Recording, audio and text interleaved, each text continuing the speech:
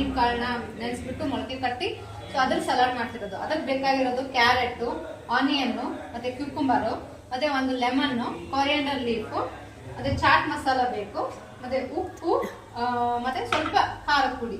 So ಇದನ್ನೆಲ್ಲ ಹಾಕ್ಬಿಟ್ಟು, ಇದು ಆಕ್ಚುಲಿ ಏನಕ್ಕಂದ್ರೆ ಸ್ಪೆಷಲಿ ವೇಟ್ ಲಾಸ್ ಮಾಡೋರಿಗೆ ಇದು ಕಾಳು ಮತ್ತೆ ಇವೆಲ್ಲ ಇರೋದು ಏನಂದ್ರೆ ಇದೆಲ್ಲ ಫೈಬರ್ ಕಂಟೆಂಟ್ ತುಂಬಾ ಚೆನ್ನಾಗಿರುತ್ತೆ, ರಿಚ್ ಫೈಬರ್ ಇರೋದು.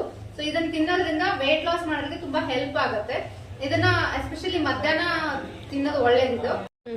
ಸೊ ನೆನಕ್ ಹಾಕಿದೀವಿ ಅಂತ ಕಾಳನ್ನ ಸುಮ್ನೆ ಡೈರೆಕ್ಟ್ ಆಗಿ ಹಾಕೋದಲ್ಲ, ಮೊಳಕೆ ಬಂದ್ಮೇಲೆ ಕೆಲವೊಂದ್ಸತಿ ಓಪನ್ ಆಗಿ ಇಟ್ಟಿರ್ತೀವಿ ಏನೋ ಒಂದು, ಬಟ್ ಯಾವ್ದನ್ನೇ ಆದ್ರೂ ವಾಶ್ ಮಾಡಿಬಿಟ್ಟೆ ಮತ್ತೊಂದ್ಸತಿ ಯೂಸ್ ಮಾಡೋದು ತುಂಬಾ ಒಳ್ಳೇದು.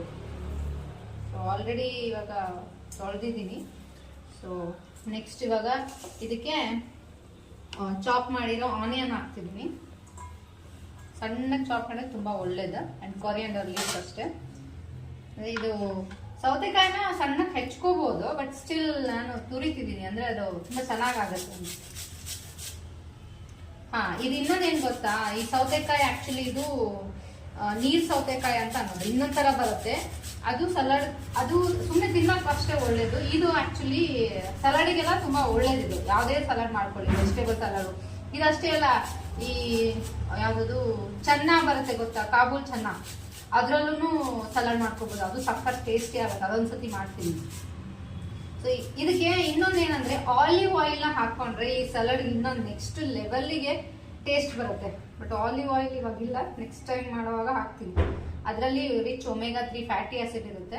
ಅಂಡ್ ಅದು ಹಸಿದೇ ಹಾಕ್ಬಹುದು, ಅದನ್ನೇನು ಬಿಸಿ ಮಾಡೋ ಅವಶ್ಯಕತೆ ಇಲ್ಲ. ಬಟ್ ಅದು ಹಸಿದೇ ಹಾಕೋದ್ರಿಂದ ಏನಾಗತ್ತಂದ್ರೆ ಟೇಸ್ಟೇ ಒಂಥರ ಡಿಫ್ರೆಂಟ್ ಆಗಿ ಬರುತ್ತೆ.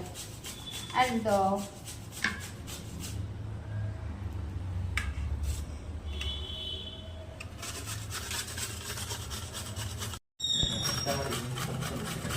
ಕ್ಯಾರೆಟು ಅಷ್ಟೇ.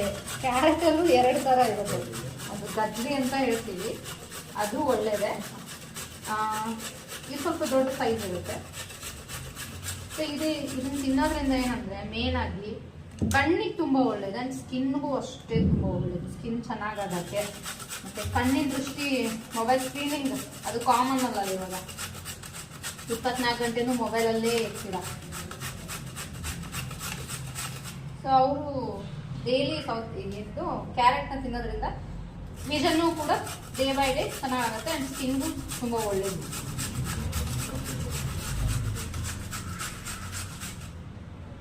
ಸಣ್ಣ ಕಟ್ ಮಾಡೋದಕ್ಕಿಂತ ಚಾಪ್ ಮಾಡಿದ್ರೆ ಈ ತರ ತುರಿದ್ರೇನೆ ಚೆನ್ನಾಗಿ ಬರುತ್ತೆ.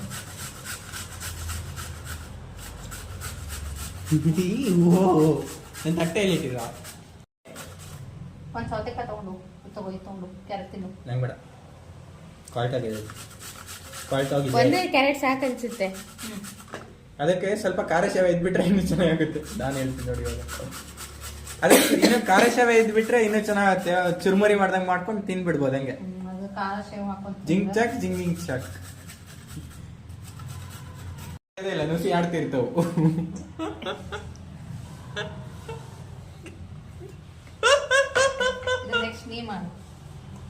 ಅರ್ಧ ಇಡಕ್ಕಿತ್ತು ನನ್ ಕ್ಯಾರೆಟ್ನ.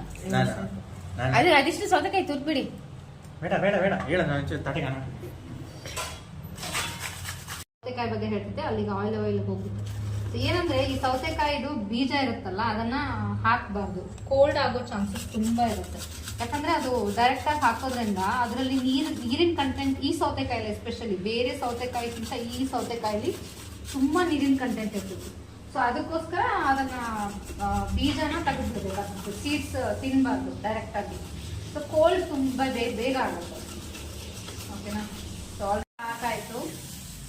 ಸೊ ಇದಕ್ಕೆ ನೆಕ್ಸ್ಟ್ ಇನ್ನ ಇದಕ್ಕೆ ಏನ್ ಕಡಿಮೆ ಅಂದ್ರೆ ಸ್ವೀಟ್ ಕಾರ್ನು, ಅದನ್ನ ಬೇಯಿಸ್ಬಿಟ್ಟು ಹಾಕ್ಬೇಕು.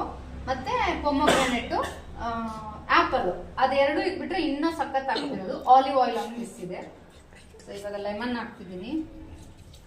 ಸೊ ನಿಮ್ಗೆ ಟೇಸ್ಟ್ ಸಲಾಡ್ ರೆಡಿ. ನಮ್ಮ ಮನೇಲಿ ನಾವು 5 ಜನ ಇರೋದಕ್ಕೆ ತುಂಬಾ ಜಾಸ್ತಿ ಮಾಡಿದೀವಿ. ಒಬ್ಬರಿಗೆ ಇಷ್ಟ ಅಲ್ಲ, ಒಂದು ಬೌಲ್ ಅಂದ್ರೆ ಎಸ್ಪೆಷಲಿ ವೇಟ್ ಲಾಸ್ ಮಾಡೋದು ಎಷ್ಟಂದ್ರೆ 2 ಸ್ಪೂನ್ ಅಷ್ಟೇ ಹೆಸರು ಕಾಳು ತಗೋಬೇಕು. ಅದಕ್ಕೆ ಸೌತೆಕಾಯಿ, ಕ್ಯಾರೆಟ್ ಮತ್ತೆ ಅರ್ಧ ಸ್ವೀಟ್ ಕಾರ್ನ್, 1 ಆಪಲ್, 1 ದೊಡ್ಡದು ಪೊಮೊಗ್ರಾನೇಟ್ ಅದನ್ನೆಲ್ಲ ಹಾಕೋಬೇಕು. ಬಟ್ ಕಾಳು ಮಾತ್ರ 2 ಸ್ಪೂನ್. ಒಂದ್ ಆಪಲ್ ಇತ್ತು, ನಮ್ಮ ಅಕ್ಕ ಹೊತ್ಕೊಂಡು ಹೋಗ್ಬಿಟ್ರೆ ಏನ್ ಬೇಡ. ಬರ ಇವಾಗ ನೀವು